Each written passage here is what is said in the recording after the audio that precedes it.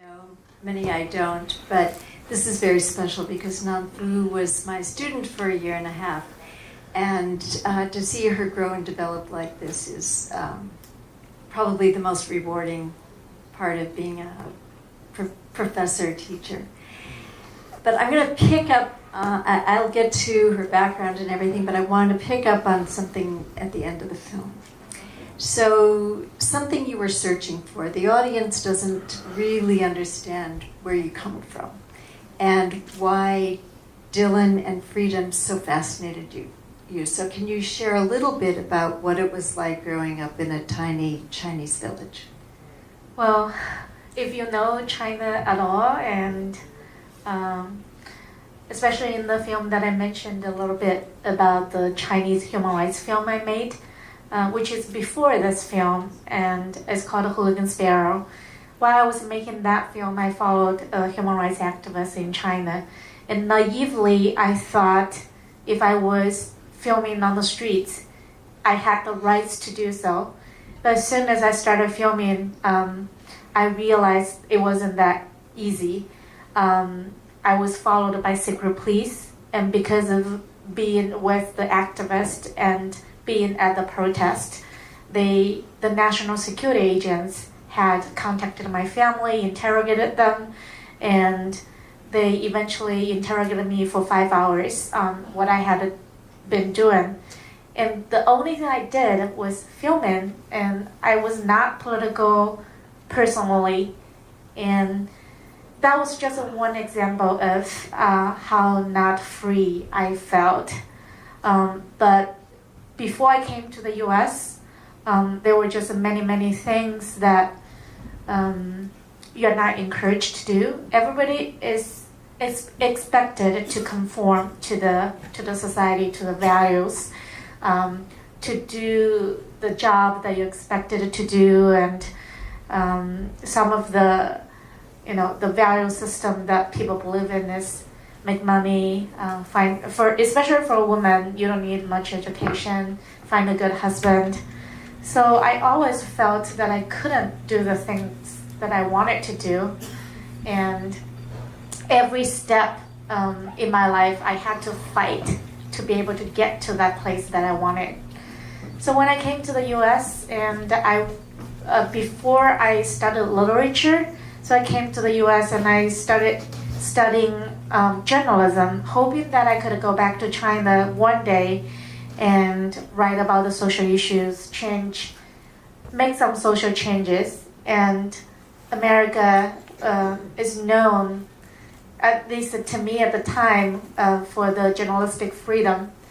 And so that's what I hoped that I could get when I come here.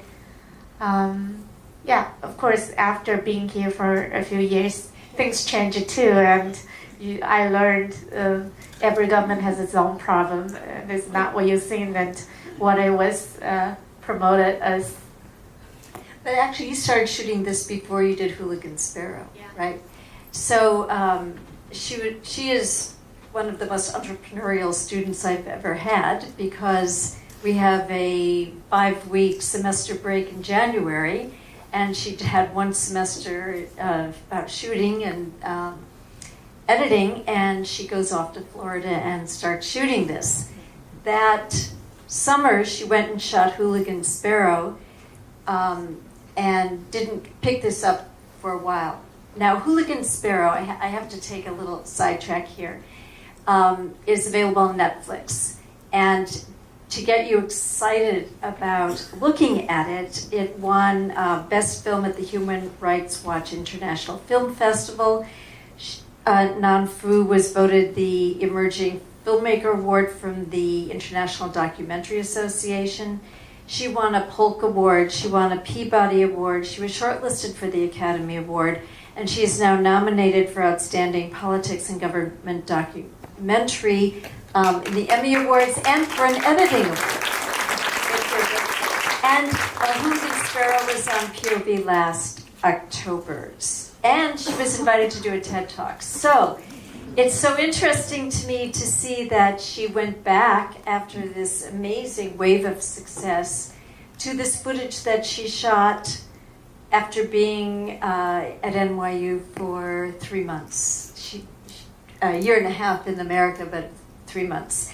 So after all this success with Hooligan Sparrow and a very serious film, human rights, what was it like to approach this topic, and what attracted you to pick it up again? Well, I think this film always felt personal to me because, like you mentioned, it was the first serious thing that I shot after I learned how to use camera and editing. It was 3 months after I was in school, and that was the first camera I owned. I got that camera as a gift from my uncle in September, and that was December that I started filming. So I was obsessed with filming and editing, and I had no idea this was going to become a film. All I did was documenting, and I would shoot day and night as long as I was awake. And when I finished filming and came back from Florida to New York, I think I spent a few days in the editing room with very, very limited eating and sleeping. I basically locked myself in there and edited 2 hours draft at the time. And all those was not for any assignment. Nobody asked me to do that. And not for any ambition that this is going to get somewhere. So it's always just a little passion. And of course it sat on the shelf for a few years as I was finishing the other one. And when eventually I met Dylan's father, the first time I saw him, I knew I had to include him in the story. He is very charismatic. I don't know if I did justice for him in the film or not, but he is a very amazing person. And I thought that this is going to be a film between the father and son. And I had imagined a parallel story that I would open the film with one character panhandling on the streets, another character patrolling on the streets, and I wouldn't reveal their relationship until midway through the film. And that has been always the plan to how to film it. And then at one point, the father retired, like a few months after I met him. So my hope to follow him on an investigation it fell through. So I had to rethink about the story, and I continued filming until I learned that Dylan was mentally ill from his family, which they had told me many, many times, but in a very subtle way sometimes. And I often ignored just because, as I mentioned in the film, my own biases. And eventually when I felt, okay, maybe there is something wrong with Dylan and I need to find him and just confront him about that, I went back to Florida and asked him, and the answer shocked me, and it made me rethink what the film is really about. So I re-edited the film in a way still it's about him and about his mental state and his life. And at one point I started showing the film to people to get feedback. Constantly I would get this question, why are you so interested in him? We see people like him all the time. And my friends would say, he's not unique. I have high school friends like him. I have neighbors like him. He's not unique at all. But to me, he was unique. So for a long time, I couldn't understand why other people don't see what I see. And then gradually, after a lot of conversations with people, I realized, okay, I see him differently because of my background, because where I came from, and what I have associated with him. So it was then I started re-editing, restructuring the film by putting myself in the film, and to try to bring people into my position and to see him from a new perspective. Questions from the audience? Yes. I would like to hear from you about how you put together those scenes, showing what it would be like to be schizophrenic. I worked with mentally ill people for many years, and one of my first trainings was to put on a headset with all these different voices, and then have to carry on a conversation with people around me while I was listening to all of that, so that I could feel what it would be like. And you really portrayed that so well. Everyone should see this movie, and people should be subjected to what you were able to put through on that screen. Thank you for that.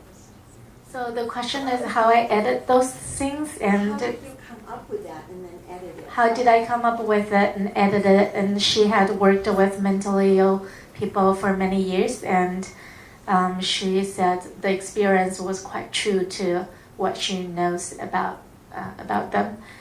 For me, when I learned that Dylan was mentally ill, when he told me that he experiences voices, hallucinations, I was shocked. And at the time, I started questioning myself. I thought I was very naive. How could I spend time with a person for so long and so closely, yet didn't notice anything? And I thought I wasn't perceptive, and I didn't know much about mental illness. I was never close to anybody who had any symptoms. So I spent a few months, just trying to do research as much as possible. I went online, I Googled what that might feel and what that looked like, pictures, videos, anybody who did it before. And then I read books, autobiography, nonfiction, fiction, both, mostly nonfiction, to see people from first-person point of view, what that felt like to them and how they overcome it or failed to overcome it. So I read like a few books, and then also tried to talk to Dylan. I had a lot of phone calls with him and said, can you explain to me? Can you describe it to me? And he would, but I still feel I could not understand. I couldn't even imagine how that would be. And I thought about talking to a psychologist. I talked to a few and then asked them, how do you diagnose people and what is the process? How do we identify? Just trying to learn as much as I could, but still, I felt I was an outsider and I couldn't fully understand or experience it. So eventually I asked Dylan, I said, this has to be yourself.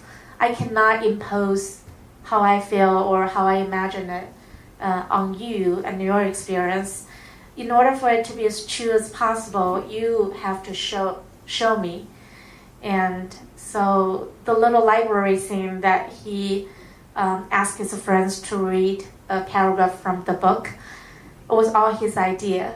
He thought a lot about it. Before I went down and did that library scene, we were on the phone and I asked him, can you think about creatively what you can do to let people understand you and your mind? And that was his idea. And I simply was executing that idea. And in the editing, I was trying to replicate as much as possible what he had told me it might feel like. Yeah. In the white hat. Dylan strikes me as brilliant. Is that right? The question is, Dylan struck him as brilliant, and whether that is right. He is a very, very, very smart person, very articulate, philosophical even, and I think that's why at first I was attracted to follow him and to film, because he seemed to be different from the other people that I had met. And I think that's also why on the streets he could have made so many friends. Everybody seemed to enjoy having a conversation with him and even invite him to dinner or to their homes. He is very smart. And for me, like, I hoped that he could change his lifestyle because I think he deserves something better to use his talent for. But unfortunately, he's still, well, maybe I shouldn't say unfortunately because this is his own choice and he didn't want a different life. So, yeah. Yes. Where is Dylan now? He's still on the road. Last time I checked he was in New York a month ago probably, and I'm based in New York, so I saw him a few times while he was there, and then he went to Philadelphia, and then yesterday I learned that he's back in Utah somewhere. He changes places all the time, and it's hard to. What was his reaction to the film? So I showed the film to him before it premiered, and I always feel I should show the film to the people in the film before anybody else sees it. So I was very nervous because it's his life, and I had accumulated so much footage, and eventually you edit this thing to him, and how true to his life he would feel. I didn't know, and so I called him and I said, I'm gonna give you the link and you're gonna watch it, and then once you finish watching it, call me and we can have a conversation, and I want you to tell me if there is anything that you feel betrayed, if there is anything you feel embarrassed, or anything that you feel is not true. So I sent the link at the same time to him and to his father, and his father watched with his stepmother at their home, and Dylan watched with his girlfriend in the bathroom on the cell phone. So they couldn't find a quiet place, so they went to a bathroom and sit on the floor and locked the door and watched on the tiny little cell phone. And when he called me back and told me that, I was like, oh. And then he said he loved it, and then said, is there anything that you don't like? He said, no, nothing. And I was surprised. I was like, are you honest with me? Because how come everybody, when we see our images, there is always something that we feel self-conscious about, and he didn't have anything. So after asking him many times, and he said no, and he said it's very rare that people like us could express ourselves or get our stories told, let alone in this artistic way. So I truly appreciate it. So after hearing that, I feel good, and I feel, okay, I've done my job. And the father also loved it. He said the film made him understand Dylan a lot more, and made him learn a lot of things that he didn't know about Dylan, and vice versa.